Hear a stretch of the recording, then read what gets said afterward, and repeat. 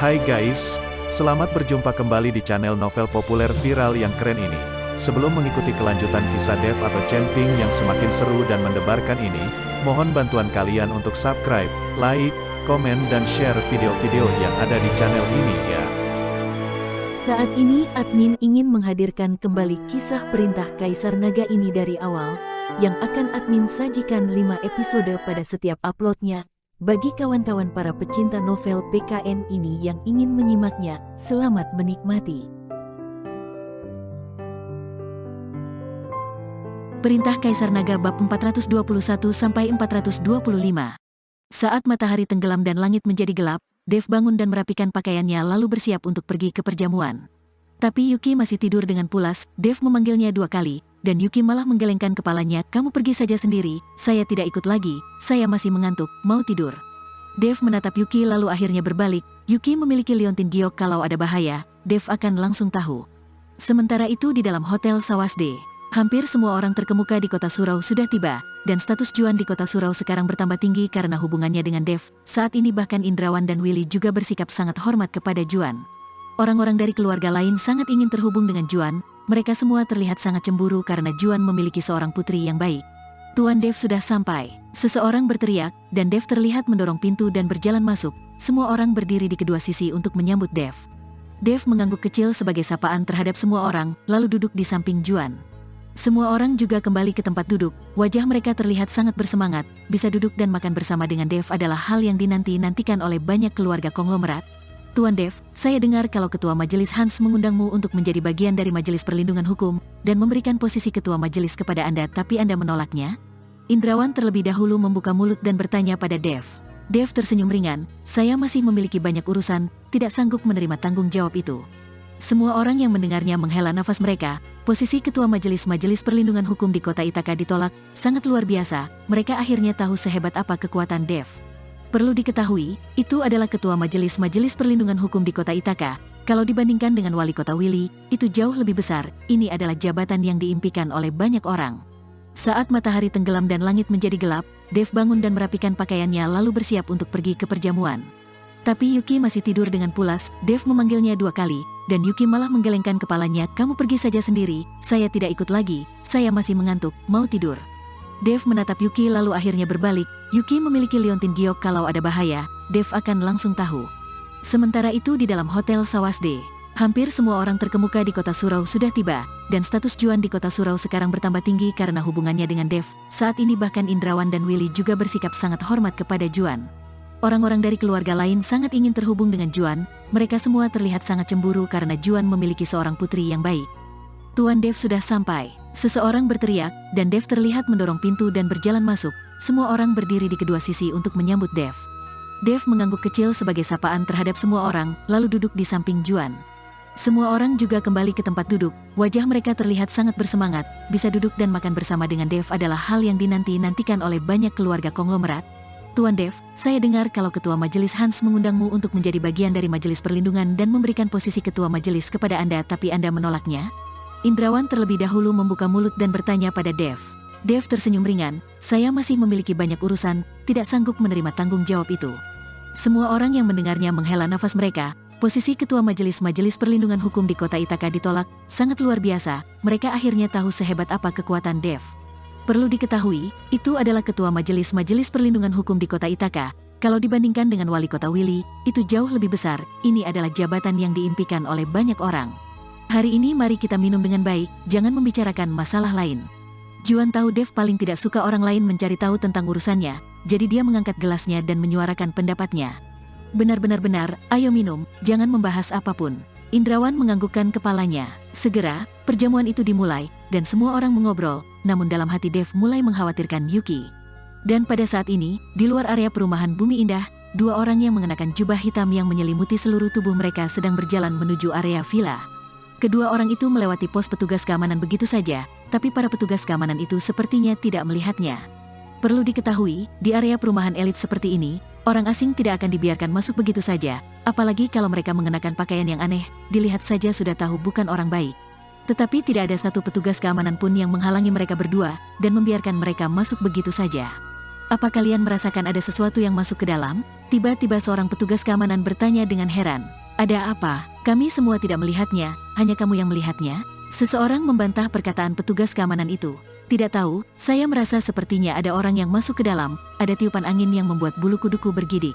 Petugas keamanan itu tampak bingung. Apa kamu melihat hantu? Hahaha. Petugas keamanan lainnya mulai tertawa. Petugas keamanan itu tidak mengatakan apapun lagi, dia meraih tongkatnya dan meninggalkan pos petugas keamanan untuk berpatroli di area villa. Bisa dilihat kalau petugas keamanan ini memenuhi tanggung jawabnya dengan baik. Namun, saat petugas keamanan itu membawa tongkatnya dan berbelok ke sebuah perempatan, dia melihat dua sosok berpakaian hitam muncul di hadapannya, keduanya berbalut jubah hitam, dan hanya mata mereka saja yang terlihat. Siapa kalian? Petugas keamanan itu kaget, dan segera mengangkat tongkatnya dan bertanya. Salah satu dari dua sosok berjubah hitam itu mengangkat tangannya dengan tiba-tiba, dan tubuh petugas keamanan itu seketika tersedot ke arahnya, lehernya tercekik dan dia kesulitan bernafas. Sepasang mata petugas keamanan itu membelalak, dan tatapannya penuh kengerian, dia berjuang mati-matian tapi dia tidak bisa membebaskan dirinya sama sekali. Di mana Villa Dev? Salah satu sosok berjubah hitam itu bertanya dengan suara serak. Villa Tuan Dev ada di atas gunung, dia. Craig, sebelum petugas keamanan itu menyelesaikan kalimatnya, lehernya dipelintir dan dia langsung terbunuh di tempat. Ayo, dua bayangan hitam itu menghilang dalam sekejap setelah bicara, dan di detik berikutnya mereka sudah muncul di tempat berjarak puluhan meter jauhnya. Saat ini di dalam villa puncak gunung, Yuki sudah bangun dan merasa sedikit lapar, dia sedang memasak di dapur. Dua bayangan hitam itu diam-diam memasuki villa, dan Yuki bahkan tidak menyadarinya. Ternyata memang punya sedikit kemampuan, di seluruh villa perumahan Bumi Indah ini penuh dengan energi spiritual. Salah satu di antara mereka menarik nafasnya dalam-dalam dan berkata dengan senang. Dua orang itu duduk di sofa dengan semena-mena dan saat Yuki sudah selesai memasak dan membawanya keluar, dia melihat ada dua orang yang duduk di sofa dan piring di tangannya jatuh ke lantai. Siapa kalian? Bagaimana kalian masuk? Raut wajah Yuki memucat dan dia bertanya dengan takut. Kedua orang itu menatap Yuki bersamaan, dan mata mereka menunjukkan kegembiraan. Tidak disangka Dev punya gadis kecil yang begitu cantik. Kali ini sepertinya kita berdua tidak sia-sia datang kemari, gadis cantik seperti ini tidak boleh dilukai loh. Dua orang itu berbicara sendiri dan tidak memperdulikan Yuki, mereka menganggap sebagai mangsa yang sudah berada di tangan mereka sejak awal. Yuki mendengar perkataan keduanya, raut wajah Yuki semakin jelek, dia tahu kalau dua orang ini datang untuk mencari masalah dengan Dev. Siapa sebenarnya kalian? Apa kalian tidak tahu kalau masuk ke rumah orang tanpa izin adalah perbuatan ilegal? Yuki mencoba untuk tetap tenang dan terus bertanya. Ilegal? Hahaha, kami berdua sejak awal tidak tahu apa itu ilegal. Memberitahu kamu juga tidak masalah. Saya adalah pelindung kiri dari Lembah Palem, dan dia adalah pelindung kanan. Dev sudah membunuh seseorang dari Lembah Palem, dan kami datang untuk membalas dendam. Di mana dia? Pelindung kiri bertanya. Dia tidak di rumah. Yuki menggelengkan kepalanya, dia melirik pintu kamar dan menemukan pintu kamar terbuka. Dia bersiap berlari masuk ke dalam kamar dan menutup pintu, lalu menelpon Dev. Kamu tidak perlu berpikiran untuk melarikan diri, di hadapan kami, tidak ada satu orang pun yang bisa kabur. Pelindung kanan menatap Yuki dan berkata. Yuki tidak memperdulikan hal itu, dia menggertakkan giginya lalu berlari menuju kamar tidur. Gadis kecil ini tidak patuh, sudah kubilang kamu tidak akan bisa kabur. Pelindung kanan mendengus dingin, dan tubuhnya tiba-tiba tiba di belakang Yuki, dan langsung meraih Yuki. Namun pada saat dia hendak menangkap Yuki, liontin giok yang dipakai oleh Yuki tiba-tiba memancarkan cahaya merah dan membuat tubuh pelindung kanan seketika terlempar. Yuki berlari ke dalam kamar, dan mengunci pintu dengan rapat dan bernafas dengan terengah-engah. Senjata pelindung diri, pelindung kanan menatap telapak tangannya yang sedikit gemetar, dan matanya dipenuhi keterkejutan. Pada saat bersamaan, Dev yang sedang minum di Hotel Sawasde tiba-tiba merasa tubuhnya gemetar, dan gelas anggur di tangannya langsung jatuh ke lantai dan pecah. Tuan Dev, ada apa? Dev, apa yang terjadi? Tatapan semua orang tertuju pada Dev, tapi Dev tidak punya waktu untuk menjelaskan dan dia langsung menghilang di tempat, dan segera muncul di jendela dan melompat turun. Semua orang tercengang, mereka bergegas pergi melihat, ini gedung setinggi belasan tingkat, dia melompat turun begitu saja. Saat semua orang melihat ke bawah melalui jendela, mereka tidak menemukan sosok Dev lagi. Dewa, Tuan Dev benar-benar dewa. Indrawan berteriak dengan kaget. Sementara itu, di dalam villa perumahan Bumi Indah, tangan Yuki gemetaran dan dia mengeluarkan ponselnya untuk menelpon Dev, tapi sebelum dia menelpon, panggilan Dev sudah masuk terlebih dulu. Dev, ada dua orang dari Lembah Palem, mereka tampaknya sangat hebat, sekarang sedang berada di ruang tamu, saya sudah mengunci diri di dalam kamar. Yuki berkata dengan gelisah pada Dev. Dev yang mendengarnya merasa jantungnya tercekat, orang-orang dari Lembah Palem itu, bagaimana mungkin bisa dihentikan dengan sebuah pintu? Kamu tetaplah di dalam kamar, saya akan segera sampai. Selesai bicara, Dev meningkatkan kecepatannya hingga batas ekstrim dan membuat angin berhembus di telinganya. Di ruang tamu, pelindung kanan dan pelindung kiri dari lembah palem tidak berniat mendobrak pintu, melainkan duduk tenang di sofa dan berbincang. Dev ini benar-benar lumayan, dia bahkan bisa membuat senjata pelindung diri. Kalau orang seperti dia bisa dimanfaatkan oleh lembah palem, maka akan menjadi senjata yang hebat. Pelindung kanan berkata dengan mata yang penuhi kekaguman. Anak itu pasti sangat sombong dan angkuh, bagaimana mungkin dia mau bergabung dengan lembah palem, tidak usah membuang-buang energi. Pelindung kiri menggelengkan kepalanya, sesombong apapun seseorang, mana mungkin bisa lolos dari teknik melahap rohku? Sampai pada saatnya, dia akan melakukan apapun yang kuperintahkan padanya. Pelindung kanan mengangkat sudut bibirnya dan mengulurkan tangan kanannya, dan tangan kanannya terlihat ditutupi oleh kabut berwarna hitam. Pada saat ini, Dev sedang bergegas pergi ke villa perumahan Bumi Indah, dan saat melihat dua itu duduk di ruang tamu dan tidak menerobos ke dalam kamar, Dev akhirnya merasa orang sangat lega. Melihat Dev akhirnya menunjukkan diri, Palem bangkit berdiri, dan tatapan lindung kanan dan pelindung kiri dari lembah kamu Dev, tanya pelindung kanan menatap Dev dengan sedikit kaget. Mereka tidak menyangka Dev masih begitu muda, tapi sudah bisa memiliki kemampuan seperti itu. Kalau benar-benar bergabung dengan lembah Palem, maka dia pasti akan menjadi seorang yang hebat. Kalian orang-orang dari lembah Palem? Dev bertanya dan mengernyitkan keningnya. Benar, kami pelindung kiri dan pelindung kanan dari lembah Palem. Kamu sudah membunuh anggota lembah Palem, kami tidak akan membiarkanmu, hanya saja kamu masih begitu muda dan menjanjikan. Kultivasimu juga luar biasa, kalau kamu bersedia bergabung dengan lembah Palem, saya bisa membiarkanmu tetap hidup. Pelindung kanan berkata sambil mengangguk. Dev mendengus dingin, lembah Palem yang sampah seperti kalian, saya tidak sudi menjadi bagian dari kalian, hari ini kalian sudah membuat istriku kaget, nyawa kalian tidak akan selamat. Apa yang saya katakan, anak ini pasti sangat sombong dan arogan, bagaimana mungkin mau bergabung dengan lembah Palem, jangan banyak omong kosong lagi, pukul sampai mati saja. Pelindung kiri berkata dengan tidak sabar, jangan gegabah, serahkan padaku, pelindung kanan menyeringai, dan kabut hitam di tangannya tiba-tiba menjadi semakin tebal, lalu dengan jentikan jarinya, kabut hitam itu melesat ke arah Dev. Melihat situasi ini, Dev seketika merasa senang, dia berpura-pura tidak bisa menghindar tepat waktu dan membiarkan kabut hitam itu masuk ke dalam tubuhnya. Saat kabut hitam itu masuk ke tubuh Dev, dantian Dev langsung menyerapnya, dan seni konsentrasi hati mulai menyempurnakan energi kabut hitam.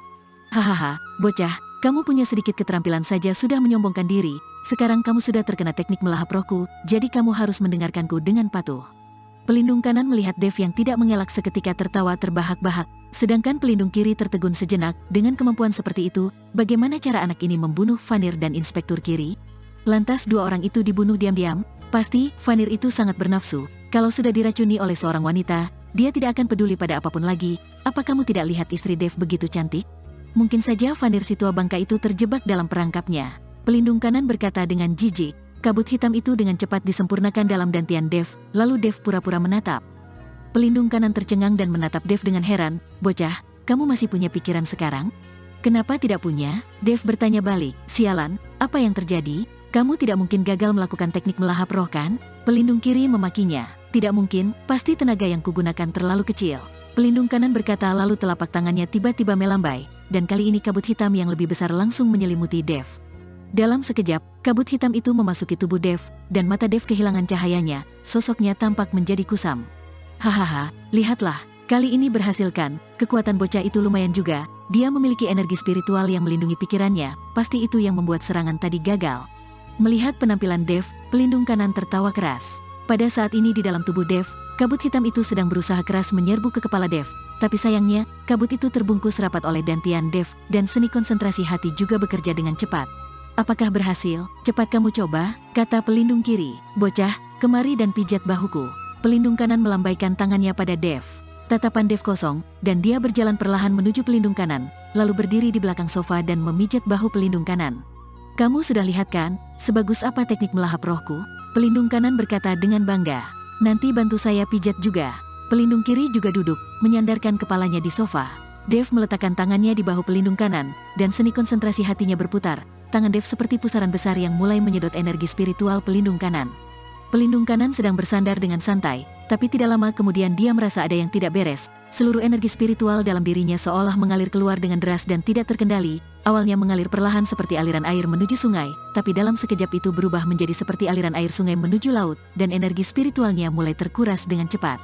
Pelindung kanan merasa tidak beres, dia ingin bangkit berdiri tapi tubuhnya tidak bisa bergerak sama sekali. Dia mendongak ke atas dan menemukan Dev yang menatapnya dengan tatapan mengejek, sepasang matanya sangat jernih, dia tidak sedang dikendalikan.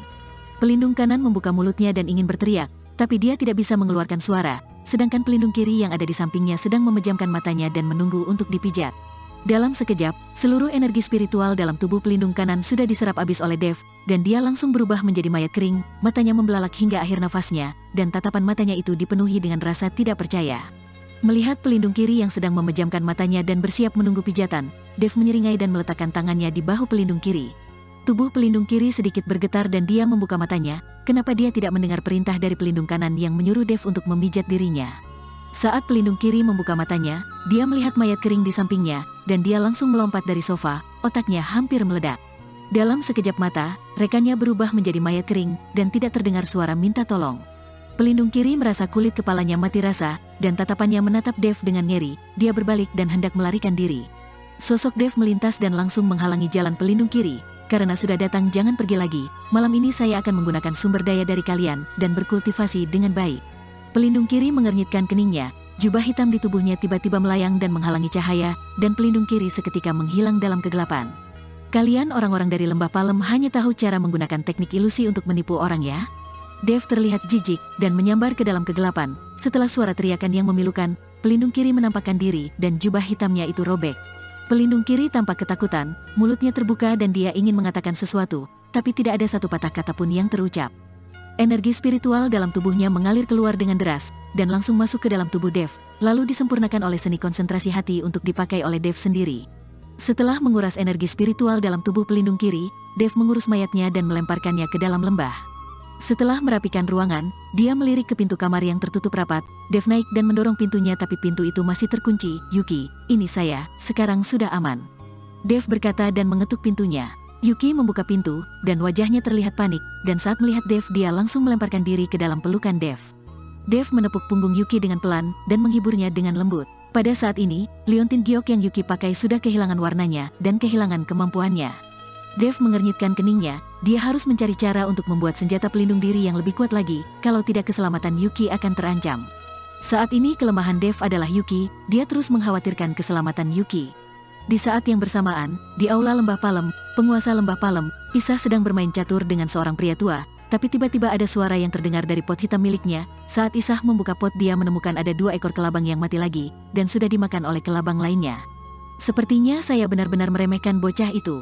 Isah mengernyitkan keningnya. Ada apa? Pelindung kiri dan pelindung kanan juga mati? Pria tua itu bertanya. Isah mengangguk, raut wajahnya sangat jelek, dan dia tidak mengatakan apapun. Sepertinya orang tua seperti kita yang harus melihat langsung. Pria tua itu berkata dan tiba-tiba melambaikan lengan bajunya, dan bidak catur yang ada di depannya juga menghilang dalam sekejap. Pria tua itu berbalik dan pergi, sedangkan tatapan mata Isah terlintas cahaya dingin.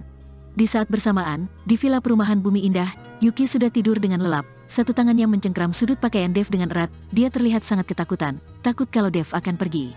Melihat Yuki seperti itu, Dev menghela nafasnya pelan, matanya penuh dengan rasa kasihan. Kalau bukan karena dirinya, Yuki tidak akan mengalami keterkejutan seperti itu. Dia menutup matanya sedikit, dan Dev mulai memurnikan energi spiritual yang pelindung kiri dan pelindung kanan Lembah Palem. Di atas kepala Dev, terlihat kabut tipis yang membentuk pusaran dan bergerak ke dalam tubuh Dev. Keesokan harinya, Fata mengirim pesan yang mengatakan bahwa uangnya sudah ditransfer ke Istana Raja Obat, dan sekarang sedang menunggu Istana Raja Obat untuk mengirimkan barangnya. Dev tidak membalasnya, dia berencana menggunakan beberapa hari ini untuk menemani Yuki agar dia perlahan keluar dari ketakutannya. Di saat yang bersamaan, di kota Tawil, Istana Raja Obat, setelah menerima uang dari Fata, pengurus rumah, Budi, segera mencari tuan rumahnya, Lukas. Tuan rumah, uangnya sudah ditransfer, apa kita akan mengirimkan barangnya? Tanya Budi. Tentu saja harus dikirim, dan tidak boleh kurang sedikit pun, kata Lukas. Tuan rumah, kenapa? Dodi sudah mati, dan uang ini dikirimkan oleh Fata atas nama keluarga. Cangga untuk bertransaksi dengan kita, kenapa kita harus mengirimkan barang kepada mereka? Fata itu tidak punya dukungan di kota Gama. Budi terlihat bingung. Fata memang tidak punya dukungan di kota Gama, tapi di belakangnya ada seseorang yang kuat, baru berusia 20 tahunan saja bisa membunuh Dodi, serta Master Vanir dari Lembah Palem. Menurutmu apakah dia ahli sihir? Sudut bibir Lukas sedikit berkedut. Yang tuan rumah maksud adalah Dev. Saya dengar alasan kenapa dia bisa membunuh Dodi adalah karena Dodi sudah kelelahan karena bertarung dengan Kelvin dan Fata, dan Dev memanfaatkan kesempatan itu. Budi berkata dengan sedikit jijik, seorang pemuda yang baru berusia 20 tahunan walau berkultivasi dari rahim ibunya juga tidak mungkin bisa mencapai kemampuan master kekuatan batin. Lalu bagaimana dengan Vanir dari Lembah Palem? Dan belum lama ini, Inspektur Kiri dari Lembah Palem juga dibunuh oleh Dev. Ingatlah, musuh dari musuh adalah teman, cepat atau lambat kita akan bertarung dengan lembah Palem, dan sekarang Dev sudah terjerembab dalam perseteruan maut dengan lembah Palem, oleh karena itu kita juga harus menariknya, dia ini adalah orang jenius yang langka. Semakin berbicara, Lukas semakin bersemangat dan matanya bersinar. Bersambung ke bab 426.